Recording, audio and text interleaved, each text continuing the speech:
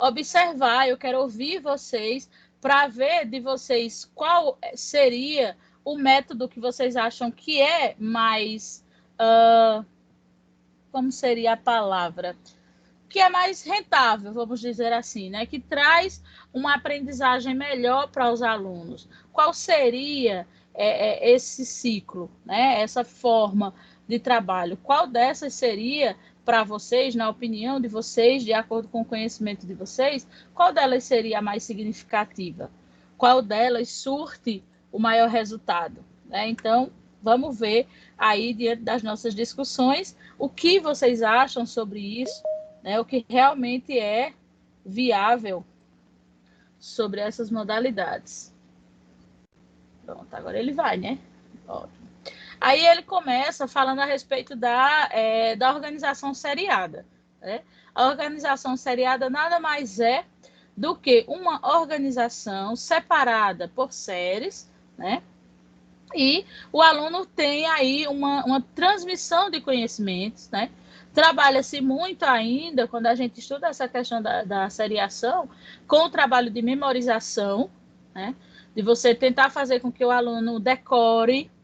Então, isso é uma questão que a gente discute bastante, porque o decorar não é aprender. Né? Você decora, mas você esquece, certo? Então, quando aquele conteúdo realmente é significativo, quando ele tem alguma relação com o contexto do seu dia a dia, ele realmente torna-se aprendizagem. Você realmente consegue entender e internalizar aquele conteúdo que foi explicado a você. E, às vezes, depois de muito tempo, quando alguém questiona sobre, você pode até não lembrar o conteúdo todo, tudo direitinho, mas boa parte dele você lembra, né? Então, quando alguém fala, dá aquele estalo no seu cérebro, no caso. Na seriação, a gente trabalha muito com essa avaliação classificatória, né? A gente tem avaliações bimestrais, a gente tem avaliações semestrais, trimestrais, dependendo do espaço da escola que ela seja inserida, né? E aí a gente trabalha com a questão da promoção, né? O aluno só vai ser promovido para a série seguinte se ele conseguir boas notas nessa avaliação classificatória. Era dessa forma que funcionava. Foi dessa forma que eu fui educada. Então, nós tínhamos um estereotipo de professor muito diferente do que nós temos hoje, né? Então, no ensino fundamental 1, eu não me lembro, né? Mas no ensino fundamental 2, eu tive professores que me marcaram positivamente, que ainda hoje eu lembro com saudade desses professores, e eu tive também professores que me marcaram extremamente negativamente, e que hoje eu me lembro deles também, sem a menor saudade. Né? E naquela época, os professores que tinham um alto índice de reprovação eram considerados os professores, era o terror da escola e etc. Né? E nós, alunos, éramos reprovados, como eu já fui reprovada, por conta de 5 décimos. Né? Então, é muito complicado você olhar uma criança perder 200 dias letivos por conta de 5 décimos. Hoje em dia, eu olho isso com um absurdo muito grande, porque você, vamos dizer, se você tivesse ficado em várias disciplinas, então isso demonstra que realmente você não conseguiu as habilidades que você deveria, né? Ficou em várias e tal. Mas não, você passar em todas as disciplinas e você ficar em uma única disciplina por conta de 5 décimos e você perder o seu ano letivo e ter que voltar a estudar tudo de novo. Então, assim, eu sempre falo muito do extremismo, né? Então, nós tínhamos questões muito extremas antigamente, né? Aí depois eles deram uma afrouxada geral, aí perderam o controle e depois tentaram voltar. E aí a gente vai poder conversar justamente sobre essa transição. Né? Então, a gente tinha esse método de seriação, tinha essa promoção, tinha muito a questão da memorização, que a gente trabalhava muito com a questão do questionário. Vai ter prova, então o professor fazia um questionário com 15 perguntas, 20 perguntas, e eram exatamente aquelas perguntas que caíam na avaliação. Então, hoje em dia, você observa que isso não é legal para o cérebro, nem para o desenvolvimento da criança, porque você precisa fazer esses meninos pensar, por mais simples que seja, né, o questionamento que você traz para eles, as questões que vocês trazem para eles, né? Então, você precisa fazer os seus alunos pensarem como é que eles vão raciocinar, e isso vai fazer com que ele consiga se desenvolver, não só numa disciplina, como em várias outras.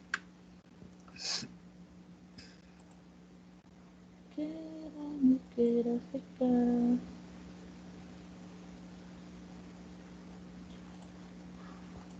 Se alguém quiser fazer alguma contribuição durante a fala, fique à vontade, tá? E aí a gente tinha essa questão da organização seriada, ela era muito voltada para a questão do capitalismo, né? Então, assim, o currículo da escola se alterava muito de acordo com o que o mercado de trabalho queria. Então, se no mercado de trabalho tivesse procurando pessoas com habilidades na área de exatas, então todo o currículo matemático, todo o currículo da escola era organizado de acordo com que puxasse mais, trabalhasse mais com aqueles alunos que têm essas habilidades para preparar esse funcionário para lançá-lo no mercado de trabalho. Então, o currículo ele não era voltado para a criança ou para o bem-estar das crianças, e sim para o que se quer no final do produto. De certa forma, isso ainda acontece, mas a gente tem hoje uma amplitude de trabalho, né? uma flexibilização, vamos dizer assim, né? Então, a gente vê aí um ciclo vicioso, né? Que rodava entre o capitalismo, o trabalho, o fracasso, muitas vezes. Essa palavra fracasso ela é bem pesada, mas ela acontecia, né? E acontece ainda, mas nessa época de seriada era bem presente. Por quê? Como eu disse no exemplo anterior, se eu tenho um mercado de trabalho que precisa de pessoas que tenham habilidades na área de exatas, né, que é na área de conta e etc. São poucas pessoas que têm essas habilidades, né? A maioria das pessoas elas migram mais para a área de humanas, para a área das letras, para as artes, né? Então a gente tem aí um público muito maior que tem essas habilidades e que vai trabalhando essas habilidades ao longo do tempo. Já as pessoas voltadas para as habilidades exatas de física, de química, não são todas as pessoas. Aí o que é que acontece? Quando você foca nesse tipo de habilidade, por quê? Porque é o que o mercado de trabalho está precisando no final, você acaba fazendo com que muitos alunos que não têm essas habilidades que o mercado de trabalho precise, acabem fracassando durante o seu trajeto escolar. Né? Porque as habilidades que estão sendo cobradas com muita ênfase, você não consegue. Isso não é que você não queira, é porque realmente você não tem essa habilidade. Né? O seu cognitivo não funciona dessa forma. Então, por isso que a gente sempre tem que observar, quando a gente já conversou, vocês são futuros professores, né? Mas aí você precisa observar em que área você se identifica, né? Onde é que você se encontra? Você gosta da educação infantil? É isso que você quer? Porque nenhuma modalidade é fácil, né? Nenhuma modalidade é fácil. A educação infantil ela exige do profissional uma demanda de muitas habilidades, de carisma, de afetividade. Não que a outra disciplina do primeiro ao quinto não exija, mas do primeiro ao quinto os alunos são mais independentes, né? Então você já consegue ensinar o aluno a ir no banheiro sozinho, né? Ele já consegue abrir o lanchinho dele. São várias coisas que ele já consegue fazer sozinho. E na educação infantil ele não consegue. Então o professor é quem tem que levar no banheiro, é quem tem que limpar, é quem tem que dar banho. Então são habilidades que são necessárias do profissional. Então você tem que ver se você se adequa a isso, né? Porque tem pessoas que não conseguem, não gostam, né? Eu tenho a minha experiência. Eu trabalhei 6 meses com a educação infantil. E, para mim, foi a pior época da minha vida. Eu quase enlouqueço. Né? E eu amo a educação, eu amo educar. E eu gosto muito do trabalho que é feito em educação infantil. Eu adoro fazer desenho, fazer cartazes, aquelas coisas bonitas que se faz na sala, enfeitar a sala. Adoro fazer isso. Né?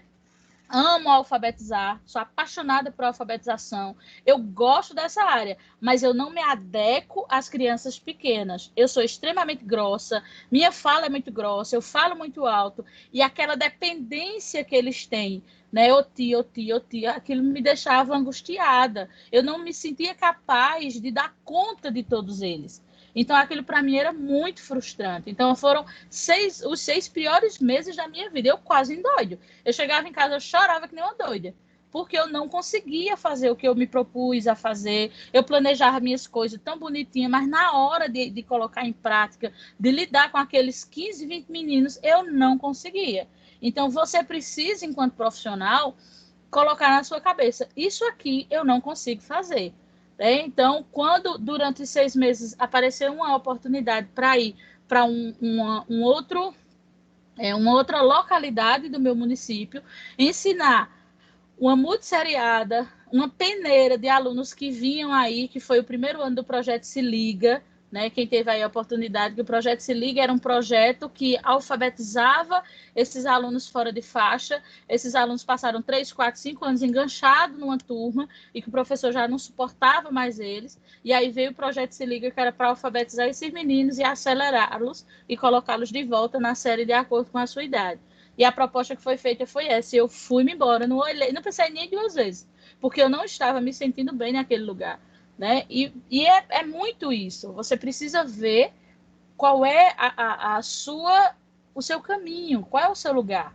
Porque é muito ruim, eu digo a você, por melhor que você seja, é frustrante para você, como professor, se propor, se organizar e você não conseguir realizar o seu trabalho. Né? Então, isso significa que você está fora, está faltando alguma coisa ali para encaixar direitinho. Então, o professor da educação infantil ele tem que ter um linguajar diferente, ele precisa ser firme, mas é uma firmeza diferente, né? Então, assim, eu fico boquiaberta com as meninas trabalhando na educação infantil. Elas fazerem aqueles meninos apresentar uma peça teatral, minha gente, pela fé, eu fico babando com uma coisa daquela. Né? Você fazer o menino fazer todos os gestos, fazer uma peça, eu fico chocada, eu não conseguia dar uma aula. E eu vejo as professoras ensaiando o menino fazer uma peça, eu fico chocada. E aí você vê, aquilo não é para mim, cara. Eu não consigo. Então, você precisa muito ter essa consciência do que você consegue fazer e do que você não consegue. Porque senão você realmente vai se frustrar. Você não vai conseguir realizar esse trabalho, você não vai conseguir fazer direito. E o pior é que você vai estar prejudicando as crianças, né? Porque a partir do momento que você não consegue fazer o trabalho como deve ser feito, você acaba atrapalhando o rendimento daquelas crianças, você não trabalha as habilidades dele que você deveria trabalhar. Então, você precisa ver que você não está feliz e que você está fazendo um trabalho que acaba prejudicando essas crianças. Então, você precisa muito ter esse discernimento. E aí, a gente fala um pouco sobre as interferências das avaliações externas na sala de aula. Essa questão das avaliações externas, eu acho uma discussão bem ampla, porque nós temos muitas coisas favoráveis com a aplicação dessas avaliações externas e temos também alguns pontos negativos. Alguns eu concordo, outros não. Então, vamos dar uma olhada aí no que seriam essas interferências, né, nessa questão das avaliações externas em sala de aula. A gente começa falando um pouco das interferências positivas. Né? Então, você avalia, né, o aluno e o trabalho pedagógico desenvolvido naquela sala, naquela escola, naquele município. Você tem uma pessoa de fora avaliando o seu trabalho. Isso é muito bom. Apesar de você, enquanto profissional, às vezes não ficar tão contente, porque você tem uma pessoa de fora criticando, olhando o que os seus meninos sabem ou não sabem. Mas isso, para você como profissional, é favorável. Por quê? Porque todo ser humano, quanto mais cobrado, mais ele rende. Certo? Então, se você tiver alguém que você sabe que vai vir observar o seu trabalho, que vai observar o trabalho da professora do lado, e você vê a professora fazendo uma aula, ela dando um show, e você ali, sabe? Naquela mesmice, naquele tradicionalismo. Você sabe que dentro da escola ninguém vai vir na sua sala fazer uma prova e etc. Mas e quando essa avaliação externa chegar? Que aí os meninos da sua vizinha vão estar lá em cima e você aqui embaixo. Certo? Então, assim, vai ser a hora que as pessoas vão ver claramente que você não está desenvolvendo o trabalho como deveria desenvolver. Né?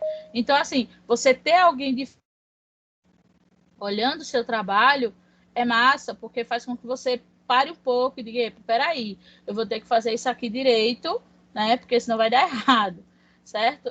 Esses relatórios pedagógicos, a leitura e compreensão desses resultados. Outra coisa que é incrível é a forma como eles relatam essas evoluções, né? Então, a gente tem o feedback dessas avaliações externas individualizadas por aluno. Depois a gente tem, na amplitude da turma, no caso, você tem aí o feedback aluno por aluno, você tem o feedback da sua turma como um todo. Depois você tem o feedback da sua turma em relação às turmas da escola como um todo, a sua escola, e depois o comparativo, obviamente, com as escolas do município e tal. Então, ela trabalha muito essa questão classificatória, ela vai organizando, mas é uma coisa muito clara de você observar, né? A gente aprende a fazer a leitura de gráficos e entender as informações que eles estão passando sobre os nossos alunos. Então, ali você tem um feedback muito claro do que realmente seu aluno sabe e do que ele não sabe.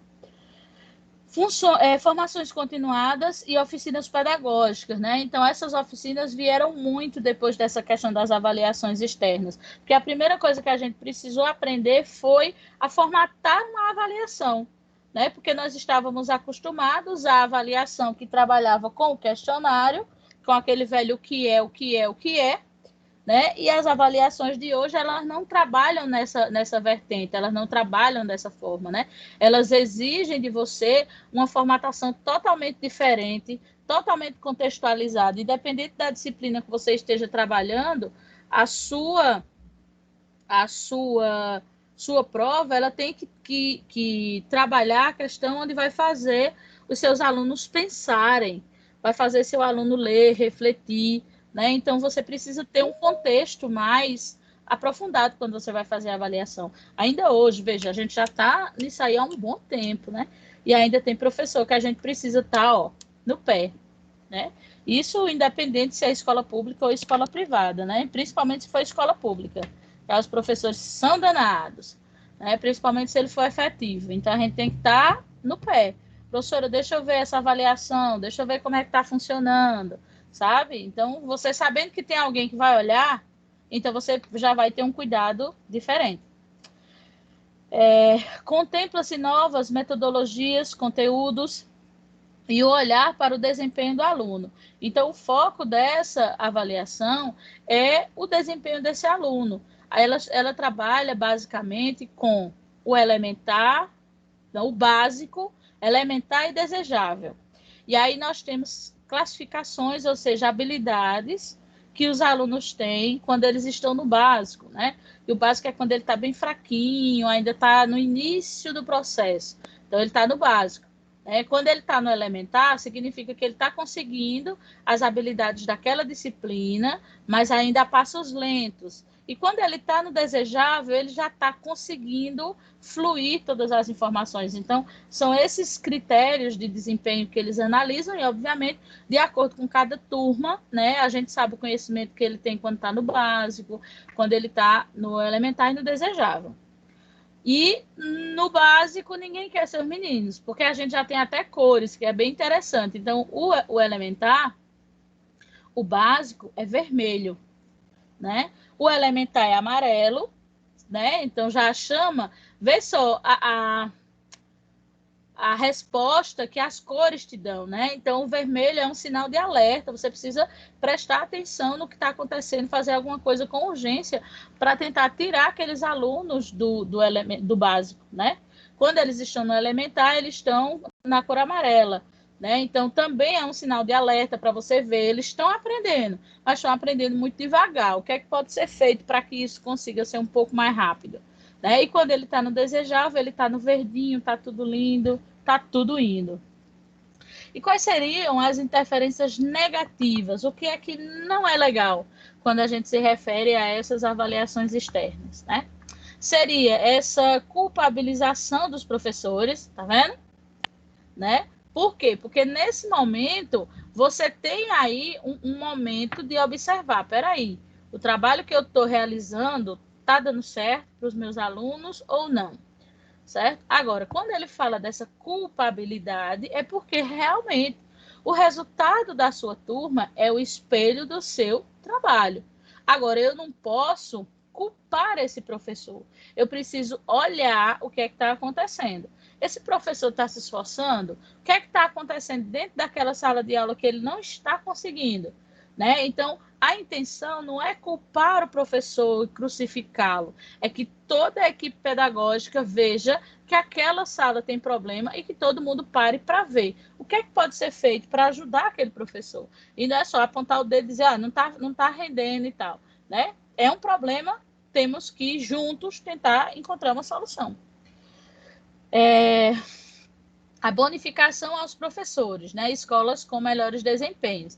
Essa questão é muito complexa, porque a bonificação faz com que muitos professores e muitas escolas façam aquela velha maquiagem nos resultados, né? Porque isso também dá para fazer, o pessoal consegue dar nó em pingo d'água. Então, assim, como as escolas que se saem melhor, elas recebem bonificação, os professores recebem bonificação de algumas, não são todas as avaliações externas, não, mas tem umas que bonificam. E aí, obviamente, todo mundo quer ganhar bônus, né? Quando fala de dinheiro, o povo perde o escrúpulo, né? E aí já começa, às vezes, por exemplo, para fazer uma avaliação, mas aí você já coloca uma pessoa que seja amiga da professora para fazer a prova ali, e ela ela ajuda o aluno, meu filho, presta atenção, aí bota o dedo e marca. Isso não é legal, porque o intuito da avaliação é identificar a dificuldade do aluno. Se você ajuda ele a responder, ele vai ter um resultado bacana, mas não é o resultado dele. Aquele não é o espelho da sua escola. Então, para os números, a sua turma vai estar o pipoco do trovão. Mas, na realidade, ela não é assim.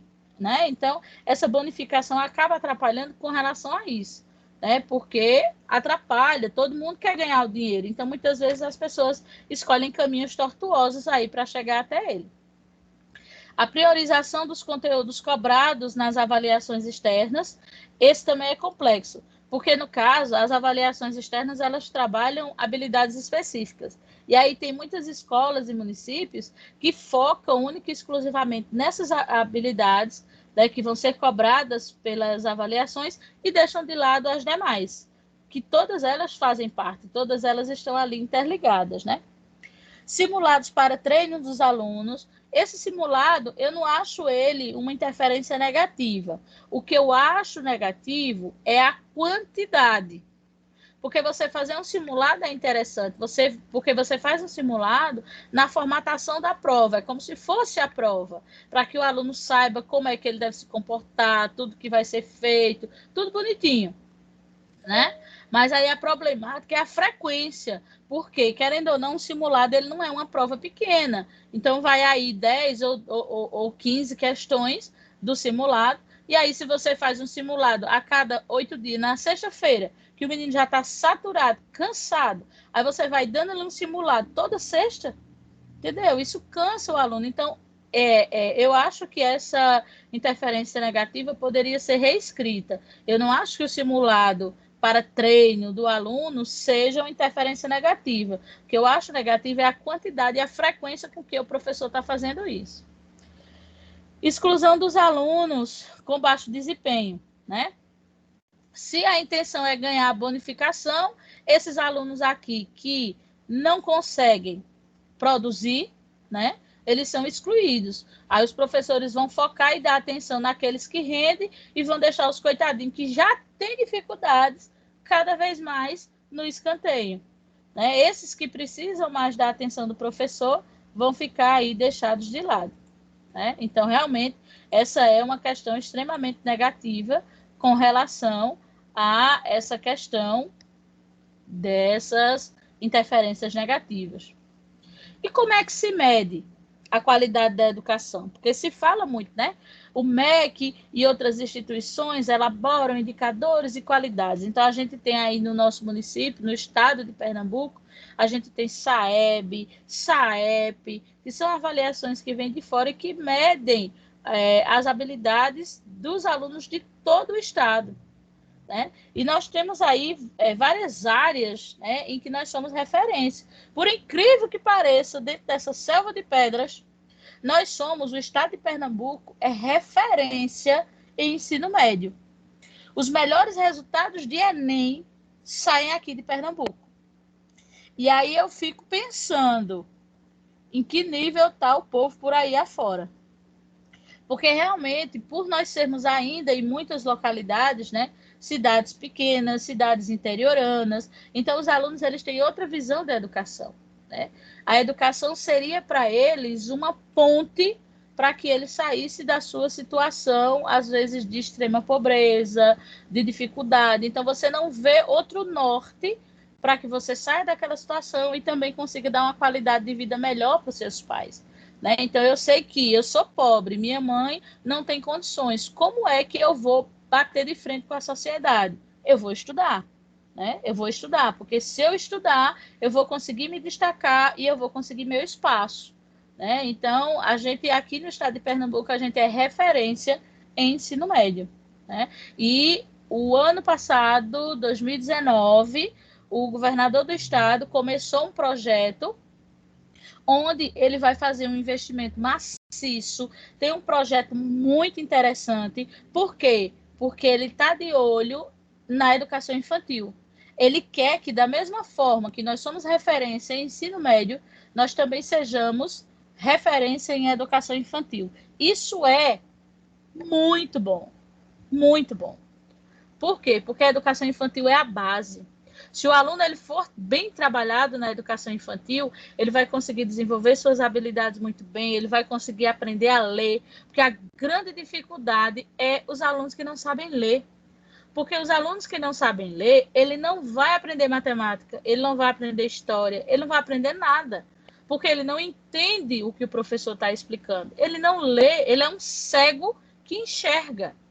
Então, o foco é na leitura, né? E junto com ela, você consegue desenvolver outras habilidades. Mas se o aluno não lê, por mais que você faça, vai ficar muito difícil para ele aprender. Porque é como, pronto, se a gente pode ter, se colocar no lugar desse aluno.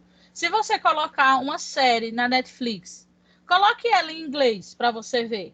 O povo começa a conversar, gesticular e você vê, mas você não entende o que é que eles estão falando. Então, é a mesma forma que os alunos se sentem. O professor está lá, ele faz a tarefa e não sei o quê, mas o aluno ele não consegue entender, porque aquela linguagem que o professor está falando, para ele é como se ele estivesse falando uma língua diferente. Então, por isso que a gente tem um alto índice de indisciplina. Muitas vezes os alunos não fazem a atividade, não é porque ele é danado, porque ele é preguiçoso, é porque ele não sabe, professor. Ele não consegue ler e ele tem vergonha de dizer. Quantos alunos a gente já encontrou no terceiro, no quarto ano que vai embolando, embolando, embolando? E ele é bem danado e quando a gente vai procurar a fundo, a gente descobre que o menino sabe ler. E ele morre de vergonha porque ele não sabe ler. Aí o que é que ele vai fazer? Ele vai lhe perturbar. Você passa uma atividade, ele vai mexer com o aluno, vai mexer com um, vai mexer com outro, até a hora de tocar e ele poder ir embora. Né? Por quê? Porque se o professor for questionar, ele não vai saber fazer, né? E aí ele tem vergonha de dizer que não sabe ler. E como ele nunca faz e dá muito trabalho, o professor não tem nem a oportunidade de saber que aquele menino não sabe ler. Né? Então, assim, é bem interessante a gente sempre tentar ver a parte de fora desses alunos, né? Desses alunos que são mais agitados, desses alunos que têm, assim, um comportamento diferenciado na sua turma. O que está acontecendo com esse menino? Por que ele é agitado desse jeito? Por que ele é violento desse jeito? Então, em vez de você criticá-lo, como todo mundo já faz, esse menino não quer nada com a vida, não.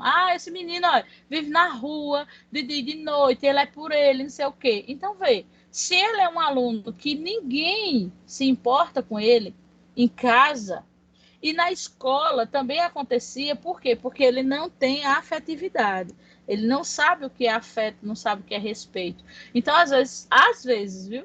Isso não é toda vez que funciona, não, mas muitas vezes funciona.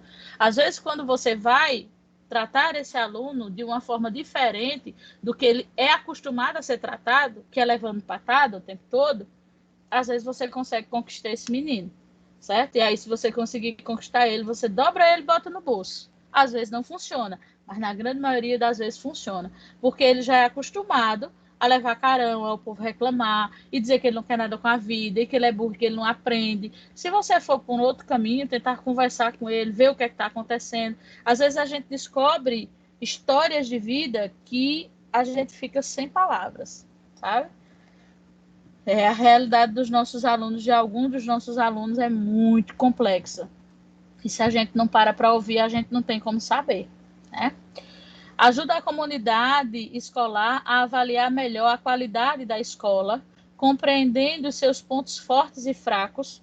A escola tem condições de intervir para melhorar a qualidade conforme os próprios critérios e prioridades, né? Então, essa qualidade da educação, essas avaliações externas, elas buscam isso. Elas buscam mensurar esse nível de aprendizagem desses alunos, né? O que é que está acontecendo? Por que esses meninos não estão aprendendo? Né? Se lá na sala de Elizabeth eu tenho aí um grande grupo que não está aprendendo, bichinha da Elizabeth é capaz de se acabar, faz cartaz, vai para cima, vai para baixo e o menino não aprende.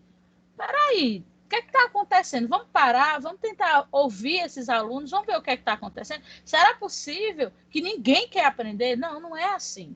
Tem alguma coisa aí acontecendo. Se a gente está vendo que a professora está fazendo a parte dela, ela está se esforçando, mas ela não está conseguindo, a gente precisa dar uma girada aí, uma guinada e tentar ir por outro caminho. O que está acontecendo com esses alunos? Se eu estou vendo que a professora está fazendo o que ela pode, vamos tentar ver do aluno o que está acontecendo? Por que esses alunos não estão conseguindo? Aí, às vezes, a professora Elizabeth está fazendo aquele espetáculo todinho, mas a maioria dos meninos dela não lê. Aí ela traz um texto bonito, colorido, faz aquele barulho todinho. Mas para ele não vai adiantar, porque ele não sabe ler. Qual é o sentido? Não tem. Entendeu? Então, a professora precisa dar um passo para trás. Peraí, se meus alunos não sabem ler, eu preciso dar um passo para trás, eu preciso tentar fazer trabalhos para que esses alunos aprendam. Gente, um aluno que tenha um nível cognitivo perfeito, se ele não tiver nenhum tipo de deficiência, se for trabalhado intensivamente, um trabalho de leitura, em 3 meses os meninos estão lendo. 3 meses. Então, depende da instituição que você está inserido, da escola que você está inserido. Muitas vezes é melhor você dar um passo atrás, mudar a sua prática pedagógica e tentar ensinar seus alunos a ler. Porque depois que eles aprenderem a ler, você consegue aproveitar esses 3 meses, vamos dizer assim, né? Porque você tem que parar o que você estava fazendo, vamos dizer que ele é do 4º ano. Eu tenho uma turma do 4º ano de 30 meninos e 25 não sabe ler. Tem sentido você ir embora com 5 e deixar os outros 25? Não tem. Qualquer coisa a gente tira aqueles 5 seu, dá uma turma que esteja no nível deles e você fica com os seus 25 para ensiná-los a ler. Então, é muito mais produtivo, porque aí no semestre seguinte você vai conseguir fazer com que eles rendam, porque eles sabem ler. Você conseguiu trazer a visão de volta para esses meninos. Então, são muitas situações que a gente tem dentro da escola que precisam aí de uma análise, que precisam aí ser observadas, né? E que precisam realmente de um apoio. Ó, meu menino sabe ler, não. Eu tenho aqui uma grande massa que não lê. O que é que a gente vai fazer? Pronto, se, por exemplo, você tem o mesmo exemplo, você tem uma sala de 30, mas que 25 lê e 5 não lê. E aí? Você não vai poder reformular todo o contexto por conta desses 5 alunos. Mas você também vai deixar esses 5 alunos perdidos ali no canto da sala? Vai não. Você foca... Ô, professora, e se for na metade? Vamos dizer que a sala tenha 30 alunos e 15 consiga ler e 15 não. Aí você fala o quê? Vai para trás ou vai para frente? Você vai fazer um trabalho de multisseriação. Que aí, por isso que eu sempre falo, o professor precisa estar disposto. Então, se você tem aí um meio termo, né? Eu tenho 15 que lê e 15 que não lê, então eu vou separar minha turma em 2 séries.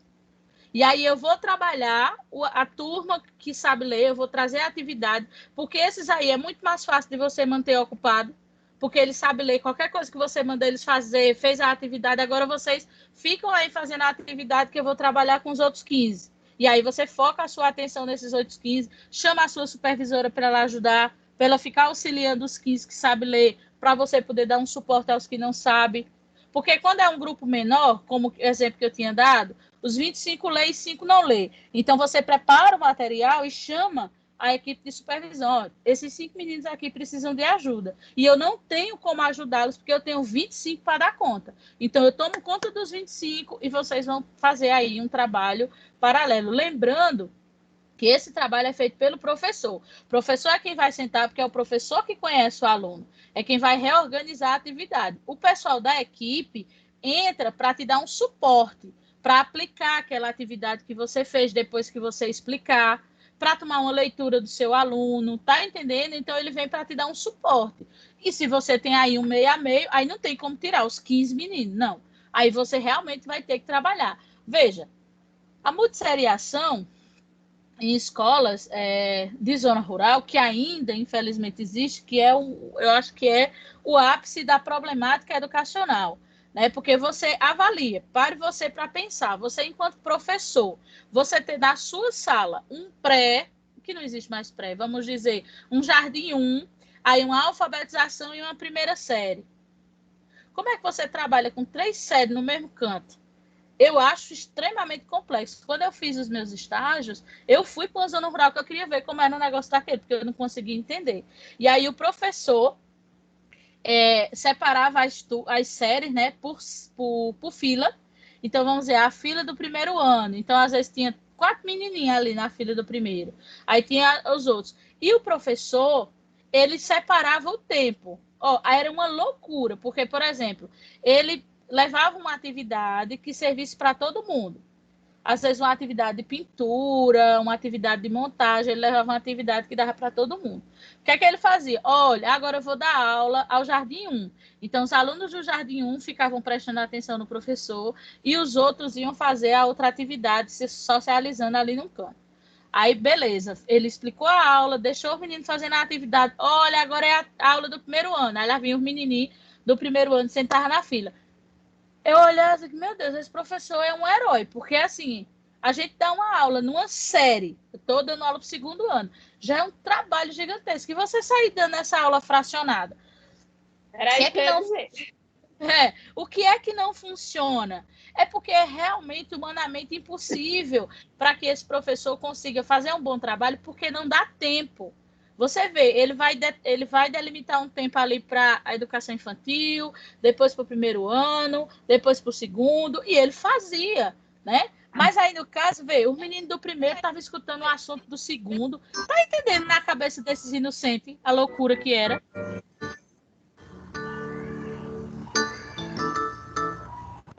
Então, a questão da multisseriação, ela me chamava a atenção por conta disso, porque eu ficava imaginando como é que um professor consegue fazer um trabalho desse, né?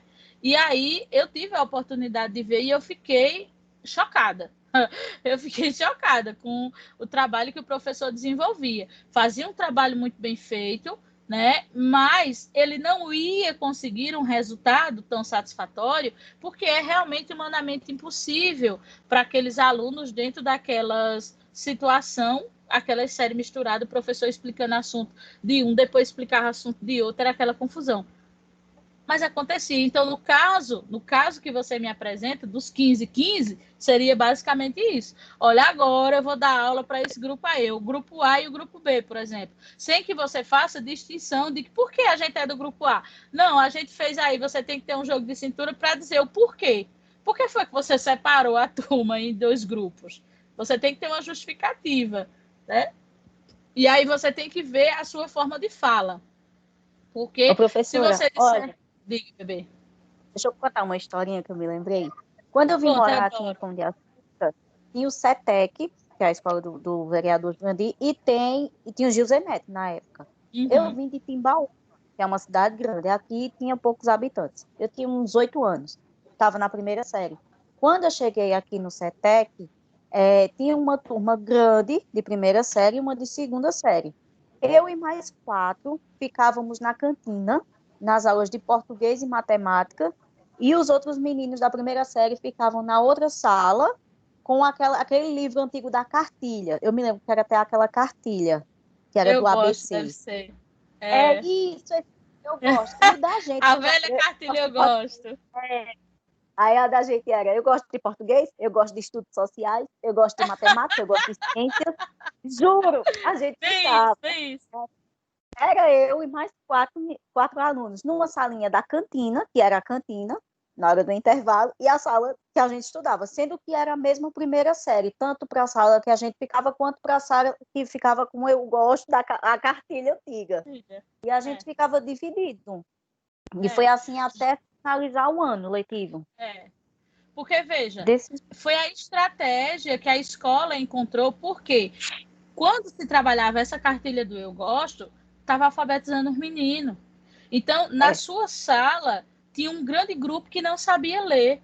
Não adianta, eu não consigo conceber na minha cabeça um professor que tem um grande grupo de 10 meninos, de 15 minutos, de 15 alunos que não lê, e ele simplesmente escanteia esses meninos. Não pode isso acontecer. Então, você tem que procurar ajuda.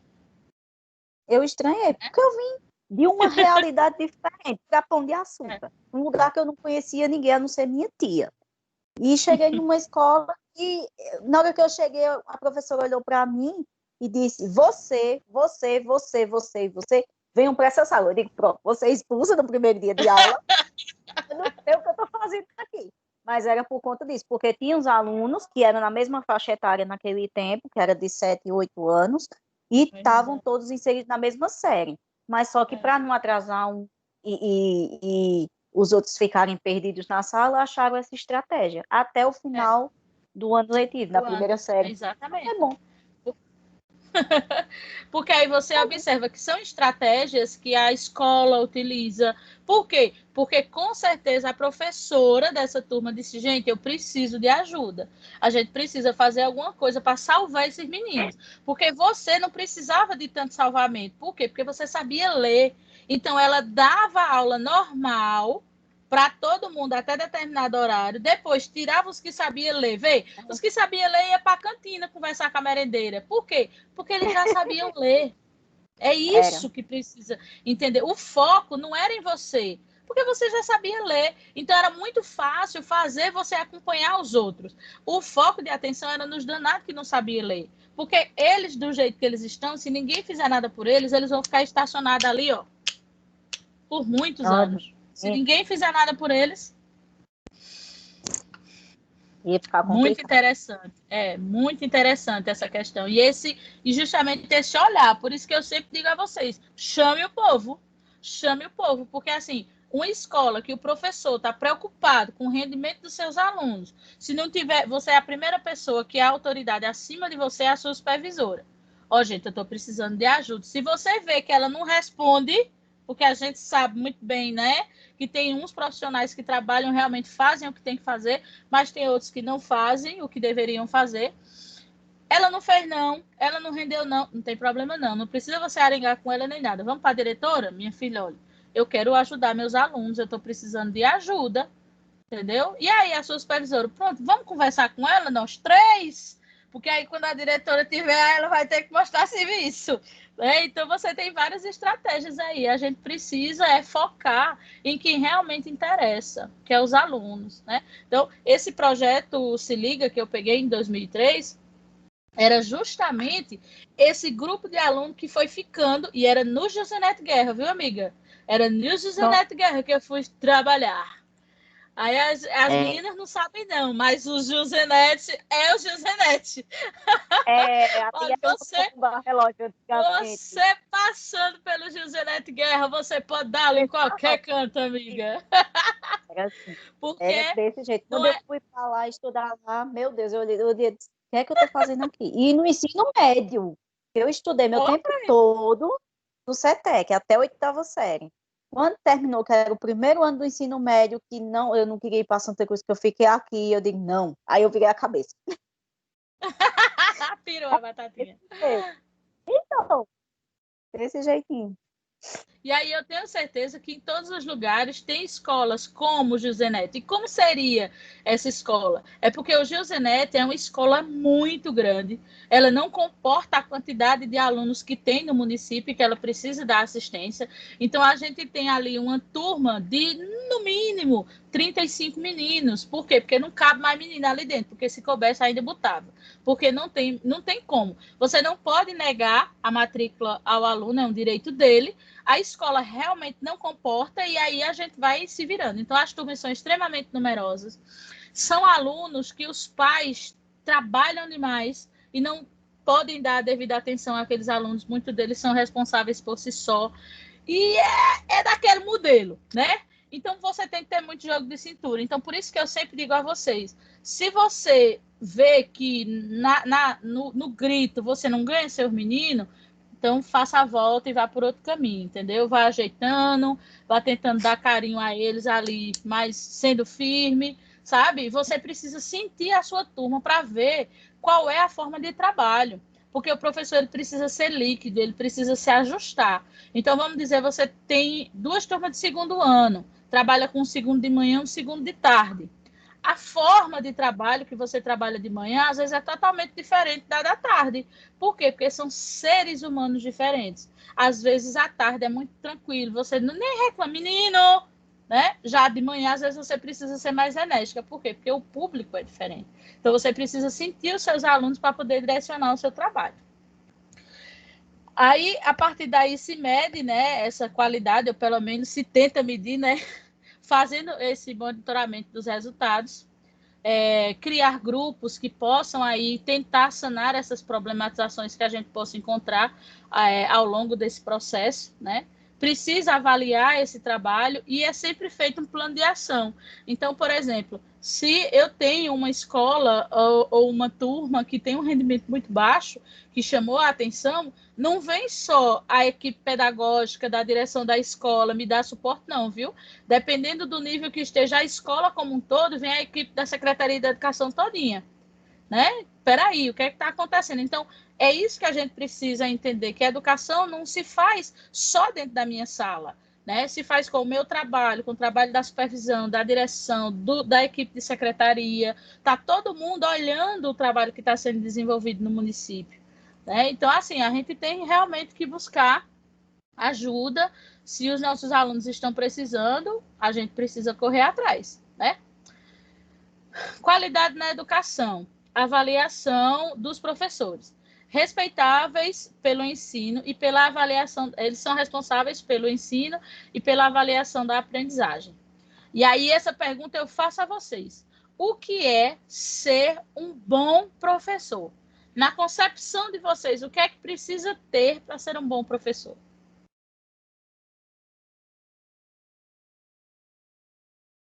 Paciência. Ter paciência. Ter tempo, tá fazendo as coisas, paciência. Jogo de cintura também. Muito. E pensamento rápido. Habilidade. Acho que sensibilidade, de identificar em cada aluno sua necessidade, sua carência. Às vezes é uma frustração de dentro de casa, a falta de atenção com os pais. Eu tenho alunos que o problema escolar deles era justamente a falta de carinho dentro de casa. E a gente, quando identificou, intensificou carinho nas atividades. E isso transformou a turma, tanto que se tornou a turminha de referência da creche, que é a creche que eu trabalho. Então, é uma coisa que você, como profissional, tem que ter, necessita ter essa sensibilidade de identificar isso. Eita, que beleza.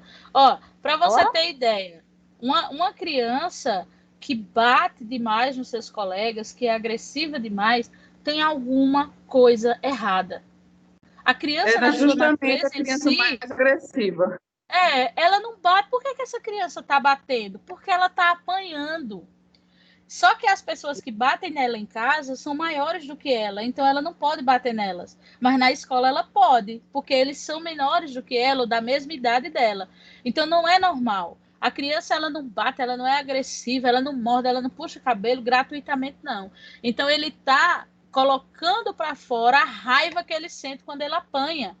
Porque em casa ele não pode se defender nem pode revidar, mas na escola ele pode. Então, por isso que muitas vezes na escola ele bate nos meninos, ele quer bater na gente também, porque é essa a realidade que ele vive, então isso para ele é normal, né? Então, por isso que dentro daquela estratégia enquanto professor, você não pode ir pelo mesmo caminho de gritar, de deixar de castigo. Por quê? Porque você está reproduzindo o que ele já vive. Então, ele vai fazer com você a mesma coisa que ele faz em casa. Ele vai fazer birra, ele vai lhe dar trabalho. Então, talvez, por isso que eu digo, isso não funciona todas as vezes. Não existe uma cartilha, mas são estratégias que a gente pode utilizar. Então, o que está acontecendo? Vamos tentar ver o que está acontecendo com esses meninos? Vamos tentar, e conversa. Converse com o seu aluno, saia com ele, numa hora do recreio, diga, vem cá, vamos ficar comigo, vem cá, eu quero conversar com você, longe dos outros e tal. Pode ser que na primeira conversa você não consiga tirar dele o que você precisa, mas aí numa segunda vez você mostra a ele que você está se preocupando com ele, ninguém nunca fez isso por ele. Então você ganha a confiança desse aluno, sabe? Então, muitas coisas a gente ganha no grito mesmo. A gente faz uma careta feia, faz uma zoada e dá certo. Mas muitas coisas a gente não ganha desse jeito, não, na educação. Tá? Mas é bem nessa vertente aí. Para mim, o professor ele tem que estar disposto. A palavra, para mim, para representar um bom professor, é disposição. Porque se esse professor estiver disposto, ele vai buscar meios de tentar chegar a esses alunos que não estão conseguindo interagir com os outros. Ele vai ter empatia de tentar ver o que está acontecendo com aquele aluno. Ele vai ter que ter paciência. Né? Então, ele tem que estar disposto. Ele tem que querer. Porque se ele não quiser, ele não vai fazer. Não adianta vir a supervisão, vir todo mundo. Ele não vai fazer. O ser humano é bicho difícil de lidar. E tem pessoas que se superam, né? Tem pessoas que só Jesus na causa. Né? Mas é muito isso. O professor ele precisa estar disposto, ele tem que querer. Porque se ele não quiser, minha filha, você pode dançar um coco de roda, que ele não faz. E os piores que tem são aqueles que quando você vai conversar, aí ele está certo, hoje vamos fazer, com certeza. Hoje vou começar hoje mesmo. Pronto, desse aí você sabe que não vem nada. Porque uma pessoa que não lhe retruca, que concorda com tudo que você está dizendo, significa que ele não está nem aí para o que você está dizendo. Porque se for um professor que quer, não, peraí, não, desse jeito, não acho que dá certo desse jeito, não, vamos pensar de outro jeito, sabe? Mas quem concorda com você sem retrucar, só dizer, não, tá bom, vamos fazer e tal. Ou seja, ele quer acabar aquela conversa ali. E ele não vai fazer nada. Então, a gente já acaba conhecendo o perfil por ali. Só por ali. Favorecer uma avaliação a favor da aprendizagem do aluno e do professor, né? Essa troca, esse feedback em conjunto faz muita diferença. Mas, assim, eu acho muito produtiva a forma como a gente vê e trabalha a educação hoje em dia. Né? Quando eu me vejo na posição de aluno e vejo como eu aprendi e os prejuízos que eu tive por conta desse método extremamente tradicionalista, a gente vê que mesmo errando, hoje em dia a gente acaba acertando mais do que antigamente. É bem complexo.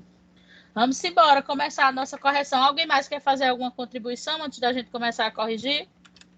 Eu de novo. Vamos embora. Adoro quando vocês estão animadas para conversar. Passando por essa necessidade de identificar os alunos, é quando a gente vê a importância que é o elo da família com a escola, certo? Porque a gente identificou o problema, então vamos lá, o que se pode? Porque na escola não estava a escola não estava resolvendo, só a gente na sala de aula não dava conta. Então vamos conversar com os pais. Olha, assim está acontecendo com seu filho e o problema está com vocês. O menino apanhava para dormir, apanhava para levantar e apanhava por qualquer coisa. Deus. Era. E isso, dentro da sala de aula, ele quebrava a banca, jogava banca nos colegas, mordia, batia, dava chinelada. Então, isso era reflexo dentro de casa. Então, a gente tratava na escola, mas precisou ter um tratamento dentro da casa dele. E isso, assim, através da escola, a gente vê a importância dessa ligação. Pronto. Sandra, na escola é onde a gente descobre tudo que está acontecendo com esses meninos. Porque às vezes, veja bem, olha, você enquanto professor, aí eu passo a bola para as outras meninas, veja, você chega numa sala para dar aula, você se acabou, preparou, fez cartaz, fez tudo bonito, aí chega esse danado desse menino, que aí bate nos outros, quebra a cadeira, pinta e desenha. Qual é a primeira atitude que você tem? Você fica irada com aquele menino. Você fica possessa com aquele menino. Mas, rapaz, esse menino não deixa eu dar minha aula. Esse menino, sabe? A primeira reação, porque nós somos seres humanos, então a primeira reação que você tem é de ficar zangada com aquele menino, é querer deixar ele de castigo. Vem cá, vai dar grito nele, sabe? Porque a gente é humano, tá? Mas aí o que é que a gente observa? Por isso que eu sempre digo, procure saber, esse comportamento não é normal. Por que essa criança está desse jeito? Está acontecendo alguma coisa. Às vezes, esse comportamento é uma forma dele chamar a sua atenção, dele pedir socorro a você, porque ele não sabe o que fazer. Né? Então, é como eu disse, em casa ele apanhava gratuitamente, sem ter... Cara, o cara apanhava para dormir, apanhava para acordar, por qualquer coisa esse menino apanhava.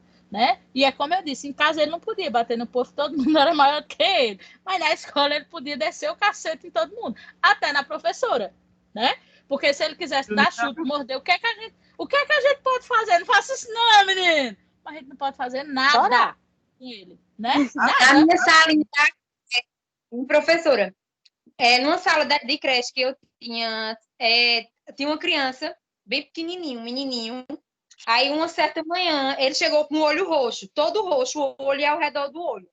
Aí, quem cuidava dele era a tia. Aí, quando a tia dele me entregou, que eu olhei, eu disse, o que foi isso? Eu já perguntei. Aí, ela disse, ele bateu na mesa e bateu o olho na quina da mesa. Só que ele era tão pequenininho que na hora eu duvidei, porque ele não tinha como bater o olho na quina da mesa, porque ele era muito pequeno. Ele ia passar. Aí eu fui, aí na sala que eu auxiliei, a professora pegou, aí eu mostrei a ela, ela disse, não, eu vou conversar com esse menino. Aí ela chamou ele no canto, e ele era pequenininho, criancinha de 2 anos. Aí conversou com ele, aí ele disse assim, o que foi isso que aconteceu com você? Ele disse, foi a minha mãe que me matou, tia. Ele disse assim, a minha mãe me matou. Aí a gente deduziu que ele levou um soco no olho e desmaiou. Meu pai. Aí a gente fez o gesto e perguntou se tinha sido daquela forma. E ele afirmava que tinha sido daquela forma. Aí, só que assim, ele já vinha de uma família bem problemática. A mãe usa drogas, entendeu? Aí até foi assinado com ele e tudo. Só que assim, a gente ficou muito, muito chocado com aquilo. E demorou muito, viu? Foi meses para limpar o olho da criança. Demorou muito. E aí, o que é que a gente analisa? Veja, quando você olha só o comportamento da criança dentro da sala, você tem um comportamento. Quando você tem acessibilidade, quando você está disposto, senta do lado e tenta escutar, quem é o ser humano, quem é o professor de qualquer série que olha uma criança apanhando nesse nível, que você não vai ter pena dele, que não vai olhar para ele de uma forma diferente. E aí eu pego o gancho no que você disse, que é muito, muito pertinente no que a gente vive hoje em dia.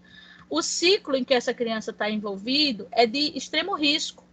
Então, assim, a mãe tem problema com droga, já foi presa, etc, etc. Então, você, enquanto professora, você vai bater de frente com essa mãe? Você não está doida? Porque você tem seu menino e você tem seu emprego e precisa dele, né? E aí, qual é a situação que a gente fica? Eu não posso... Como é que a gente vai deixar? A gente sabe que aquela criança está sendo espancada, está apanhando, só que eu não posso. Como é que eu vou me meter? Porque aí a mãe, em vez de bater nele, vai vir bater em mim. Né? Então, eu preciso ter isso em mente. Então, a gente precisa ter estratégia. Então, o que é que a gente faz? A gente não identificou que aquele menino está sendo machucado? Aquele pessoal é complicado? O que é que a gente faz? A gente aciona as autoridades. Manda chamar o conselho caladinho. Vem cá, dê uma olhadinha na situação dessa criança aqui, ó. Está sendo espancada. Não vai fazer denúncia, não. Você vai na casa da criança, vai dizer que alguém fez uma denúncia anônima, que ligaram, que não sei o quê, ou que estão fazendo uma visita. E identifique e vai lá cobrar. Não diga que foi a gente na escola, nem que foi nada, não. Você entrega a criança normal, não faz comentário. Tá vendo, meu filho? Tenha cuidado para não bater na mesa de novo. Sai de fininho e manda alguém ajudar essa criança, sabe? Então, a gente precisa saber até onde a gente pode ir. Por quê? Porque a nossa profissão, em muitas situações, ela pode ser arriscada. Então, se eu bato de frente com essa mãe, se quando essa mãe vem pegar essa criança, eu digo, olha, esse menino foi a senhora que deu um murro, não sei, tá entendendo? É perigoso. Então, você precisa saber até onde você pode ir, sabe? Outra situação que eu achei até engraçada, que um ex-aluno, ele chegou com uma blusa enorme. Assim, ele era muito pequenininho, aí a blusa dele estava quase no pé dele. Aí, na hora que ele entrou brincando com ele, até eu disse assim, oxe, parece que ele veio com a roupa do pai dele hoje. Aí ele disse, meu pai tá preso. Como que ele assim, meu pai tá preso, não teve como eu pegar uma blusa dele. Pois é. Entendeu? A família dele é muito complicada, a gente morria de pena dele, porque o bichinho era muito novinho. Ah, meu pai. E esse diálogo é muito comum, porque ele fala da prisão do pai com muita naturalidade. Diga lá, quem quer falar? Pegando o gancho do que ela disse, aqui na creche em Pão de Açúcar também teve um caso, eu não sei nem se é da mesma criança, né? Porque ligou um ponto ao outro. Porque, assim, ele chegou aqui na turma dos alunos de 3 a 4 anos. No caso, seria o último ano da creche, né? Para ir para a escola. E a mãe dele também é usuária de drogas e o pai dele estava preso. E esse menino, ele já tinha 4 anos, ele subia em cima da mesa, ele empurrava o coleguinha, ele fazia xixi na roupa, ele mordia, ele rasgava o livro, o caderno, ele não queria sentar na mesa, e quando sentava, ficava chutando por baixo da mesa. Aí eu fiquei de auxiliar na salinha dele, que a professora saiu. Tinha que faltar no dia. Quando eu fiquei, que eu olhei, e as meninas não tinham muita paciência. Pegava ele no braço, você vai sentar aqui, botava para sentar um menino. Porque elas lidam todos os dias com ele, aí você realmente fica cansado. Aí eu cheguei assim, como eu ia de vez em quando, aí eu cheguei lá e fui, brinquei, disse, bora brincar, vamos pegar um carrinho e não sei o que, aí ele cruzava os braços, fazia um bico. E, resumindo a história, no final do ano, eu passo nesse tempo todo em substituindo, quando foi no final do ano, eu passava no corredor para pegar meu menino mais novo, quando eu não estava substituindo, ele saía da sala, fugia e pegava nas minhas pernas e não sei o quê. Mas ele também, ele tinha uma vida bem difícil em casa, já era criado por uma tia, porque a mãe também era usuária, o pai tinha sido preso porque tinha matado um rapaz em Santa Cruz. Aí eu liguei, será que é a mesma criança que estava em Santa Cruz, que ele ficou até numa casa de apoio em Santa Cruz, antes de vir para Pão de Açúcar? E era só nesse nível aí. A mesma criatura. Não, mas a família dele é daqui mesmo. Morar aqui ainda. O pai do menino é de Santa Cruz. Agora a mãe veio morar em Pão de Açúcar. Só que ela voltou para Santa Cruz e ficou para lá. Não sei se voltou, se está preso. Sei que o pai está preso ainda. E eu não tive mais contato com a criança. Mas as tias dele, umas moram aqui, quando ele veio para cá. Aí, era a coisa mais linda, um menino lindo, um rostinho perfeito, uma pele maravilhosa, todo bem, assim, não tinha sinal de desnutrição nem nada. Mas, em compensação, as atitudes dele, que deixava a gente muito assustada, até por ele ter 3 para 4 anos. Era muito assustador, né? O que ele fazia. Muito para ser. Eu já vi maiores, né? Adolescentes, crianças já com 7, 8, 9 anos, 11, 12, 14. Agora, 3 para 4 anos, eu fiquei com medo. Mas a reação é essa mesmo, né? E aí é uma questão que a gente tem que ter todo um cuidado de como abordar, de como conversar com relação a isso. O que a gente não pode é, enquanto um profissional da educação, você saber que uma criança está sendo espancada por quem deveria cuidar dele e deixar ele apanhar, né? Então, veja, a mãe deu um murro que ele desmaiou, ele podia ter batido a cabeça e ter morrido, entendeu? Então vamos embora, senão a gente não consegue nem terminar. Ó, depois da correção, se der tempo, a gente conversa mais. Que hoje eu gostei, hoje vocês estão animados, hoje eu me agradei, vocês estavam muito caladas nas duas últimas. A avaliação não deveria ser fonte de decisão sobre o castigo, mas sobre os caminhos do conhecimento sadio e feliz. Isso fala Lucrezia. Lucrezia é um fanático por educação, por questões de avaliação. Ele fala e discute muito sobre esse contexto.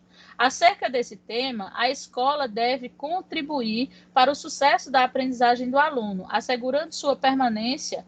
Quando Lucrezia, no caso esse fragmento, né, foi tirado desse livro, Prática Escolar. Então, ele fala que a avaliação ela não pode ser utilizada como fonte de decisão para castigar os alunos, né? Os alunos que não conseguiram se dar bem naquela avaliação, isso não pode servir, nem ser visto como um castigo, e sim como um norte para que você organize o seu trabalho, né?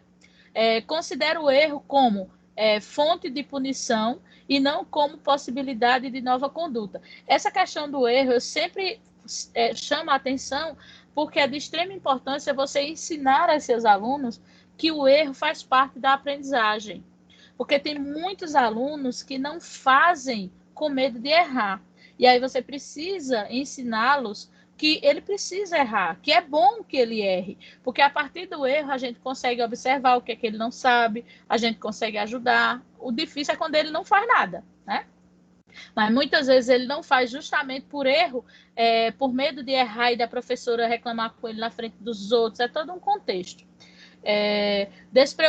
Despreocupada com a individualidade, despreocupa com a individualidade do aluno, né? Ou seja, essa avaliação ela não trabalha a questão do conhecimento individualizado, ela vai na grande massa, acabando deixando aí alguns alunos fora desse contexto. Utiliza medidas punitivas para adequar a criança à escola. Possibilita um ambiente de liberdade e de atenção à singularidade do aluno. Favorece a baixa autoestima do aluno, porque assim se sente mal e estuda, mas quem já viu? Essa letra E é totalmente fora da casinha, né? Você estimular aí a baixa autoestima do menino, que aí com a baixa autoestima o menino vai estudar, mas pela fé, né? Então, aqui a gente vê, obviamente, que a nossa primeira fala está errada, que essa punição não é legal, né? Que esse erro precisa ser demonstrado ao aluno, que ele vai aprender através do que ele erra. Essa despreocupação com a individualidade do aluno também está errado. Eu preciso trabalhar essa individualidade, eu preciso ver, pelo menos, em que nível essa minha avaliação vai ser elaborada. Utilizar essas avaliações como formas punitivas para adequar o aluno às regras da escola, mas não funciona mesmo. E, obviamente, essa possibilidade, né, de um ambiente de liberdade, de atenção à singularidade do aluno, seria o nosso sonho de consumo, né? Diga aí. Essa é fácil de você identificar, né? Porque as frases que foram ditas são muito pesadas aí, não precisa de muita coisa para a gente identificar o que é que está errado dentro desse contexto. A avaliação dos processos de ensino e de aprendizagem na escola estão intrinsecamente articulados, ou seja, elas estão juntas, né? As concepções e práticas expressas no currículo. Analise as alternativas abaixo e indique a que é correta. A avaliação da aprendizagem evidencia a concepção do homem expressa no currículo da escola, tá? Então, esse contexto tá ok, né? Essa avaliação da aprendizagem, ela precisa evidenciar justamente essa concepção. O que é que ele realmente aprende ou precisa aprender na escola. Aqui diz que a avaliação não evidencia a concepção do homem a ser formada e nem interfere na aprovação ou na reprovação do aluno. Essa daqui não precisa ir muito longe para a gente identificar que ela está errada, né? Então, a concepção, quando ele fala que a avaliação não evidencia a concepção do homem a ser formada e nem interfere na aprovação. Se eu não passar na prova, eu não vou ser aprovado, não, né? A aprovação e a reprovação depende do seu bom desempenho na avaliação que é proposta na instituição.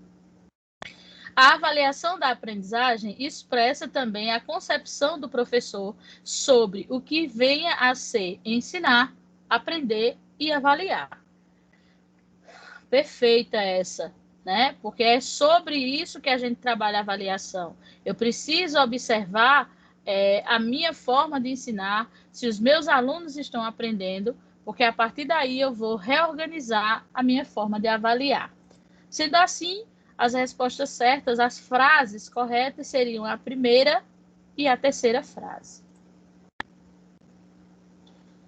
Na nossa terceira questão diz assim: o ato de avaliar na escola está intrinsecamente articulado com as concepções expressas no currículo e interfere nas práticas de ensino do professor. No que se refere à avaliação da aprendizagem, assinale as alternativas abaixo a que esteja correta, né? A avaliação da aprendizagem não sofre influência do currículo, sofre e muito, né? Que aí é quando a gente viu lá anteriormente, né? Que todo o currículo e todo o trabalho era feito e voltado sobre o que se precisava para o mercado de trabalho. O currículo era organizado de acordo com o que o povo, né, o governo precisava no final do processo da educação. A avaliação em nada interfere. Tem umas frases que é muito nada a ver. A avaliação em nada interfere na prática de ensino do professor. Se a avaliação não interferir em nada, ele não está fazendo um bom trabalho. Porque a partir dos resultados que você obtém, é que você vai identificar: eu estou fazendo um bom trabalho, eu não estou, eu preciso melhorar em algum lugar. A avaliação da aprendizagem se concretiza mediante as concepções do professor. Gostei dessa frase, gostei.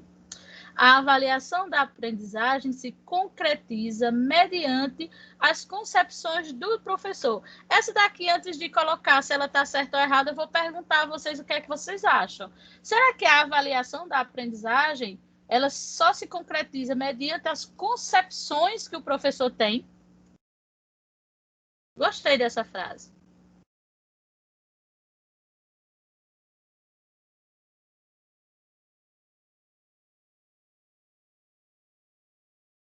E aí? Ela realmente só se concretiza mediante a concepção do professor? Essa concepção de que o trabalho dele está certo ou o trabalho dele não está tão certo. Quais seriam essas concepções? Vamos ver se está certo? Né? Então, a avaliação ela só vai ter o significado que ela deveria ter mediante as concepções, ou seja, mediante o que o professor observa. Se o aluno ele não está produzindo, então a gente precisa mudar essas concepções para poder fazer a nossa avaliação. Avaliar requer atenção às atividades de memorização. A gente já observa que está errado essa parte de memorização, que não funciona mais dessa forma. Avaliar é um ato isolado, aí já morreu aqui, porque se concretiza apenas no final do semestre. Isso aqui já tá ferrado desde o contexto, né? Porque avaliar, ela não é um método só, não é só uma avaliação escrita, não é só dessa forma que é feito com as nossas crianças. A gente precisa avaliá-los cotidianamente em todas as evoluções que eles têm ao longo desse processo, né?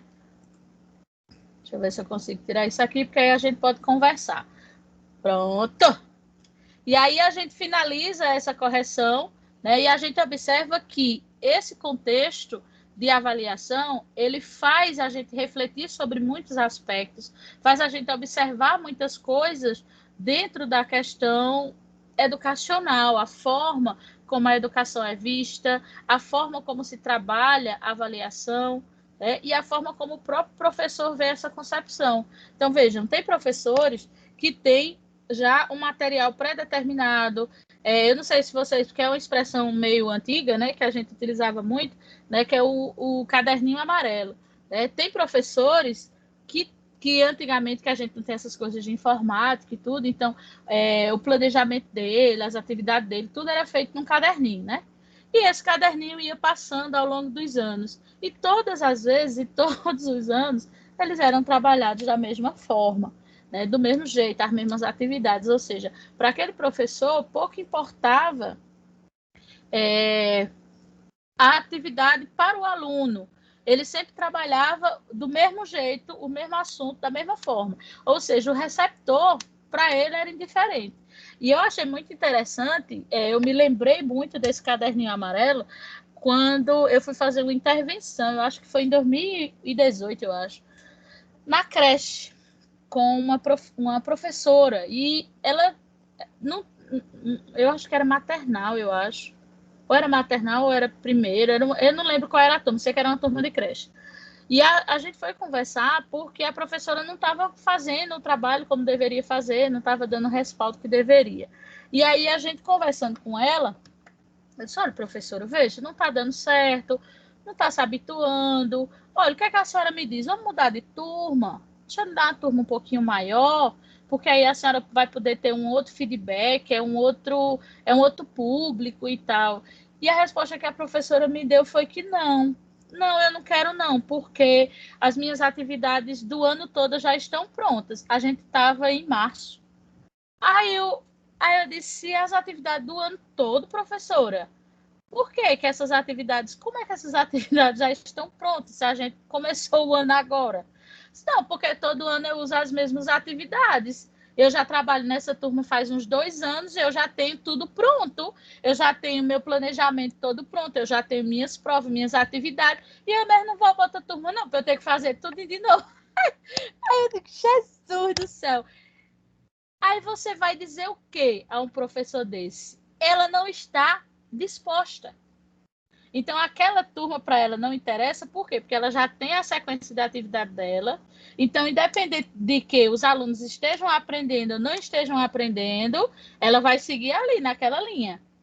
Então, ela não vai observar se o aluno está realmente conseguindo, porque muitas coisas, óbvio que a gente pode aproveitar. Se eu trabalhei no segundo ano, e no ano seguinte eu vou trabalhar no segundo ano, eu não vou perder tudo que eu fiz, muita coisa eu consigo aproveitar. Só que se o meu segundo ano do ano passado tivesse sido uma turma boa, que lê e tal, e a turma do segundo ano desse ano que eu tenho, eles não são tão bons, eles não conseguem ler, eu não vou ter que diminuir o nível? Eu não vou ter que dar uma baixada, então eu vou ter que preparar outras atividades, eu vou ter que fazer outras avaliações, né? Por quê? Porque a minha aula é preparada de acordo com os meus alunos, né? E aí a professora me deu a prova de que não, né? Então, assim, ela estava em março, mas o ano dela já estava todo ok já.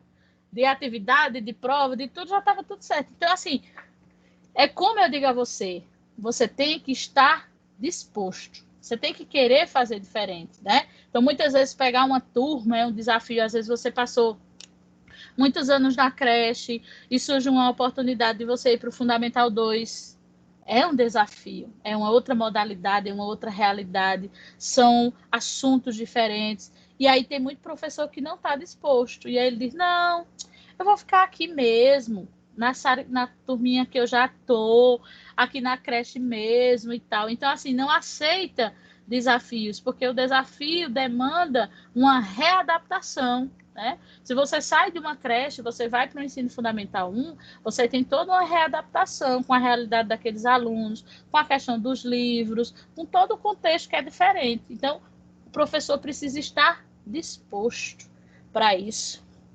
Certo? Alguém mais contribui antes que a gente encerre a nossa aula de hoje?